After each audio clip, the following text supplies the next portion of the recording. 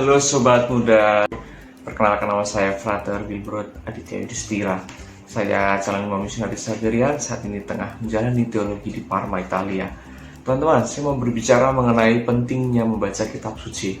Entah itu kitab suci perjanjian lama, perjanjian baru yang tebal seperti ini, maupun kitab Injil yang kecil yang bisa dimasukkan dalam saku, maupun aplikasi kitab suci yang teman-teman bisa install di smartphone dan gadget teman-teman masing-masing. Mengapa penting kitab suci?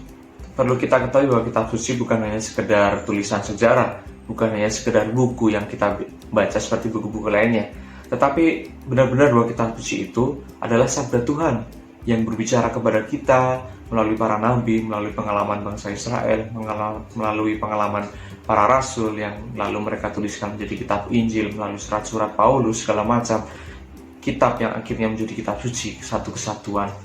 Penting bahwa seperti yang dikatakan oleh Samuel ketika dipanggil Tuhan, bersabdalah Tuhan, hamba-Mu dengarkan.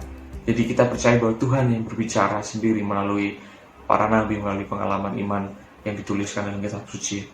Dan juga seperti kata para murid ketika Yesus mengatakan, mengapa engkau tidak pergi?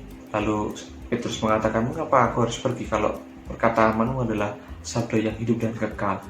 Kita percaya bahwa Tuhan selalu berbicara kepada kita melalui kitab suci dalam bacaan-bacaan harian yang bisa kita baca tiap hari. Tidak perlu banyak-banyak, tidak perlu harus kita membaca satu kitab seutuhnya, tetapi dengan satu ayat yang menyentuh, satu ayat yang bisa menginspirasi pengalaman kita ataupun hidup kita satu hari, itu sudah cukup bagi kita untuk mengalami bahwa memang sabda Tuhan itu hidup dalam pengalaman hidup kita melalui sabda yang kita baca, yang kita renungkan tiap hari. Maka jangan berhenti untuk membaca kitab suci, meskipun mungkin terasa membosankan, terasa malas, tapi itu penting bagi kita untuk mengetahui apa sih yang Tuhan mau dalam diri kita, dalam hidup kita. Mari membaca kitab suci.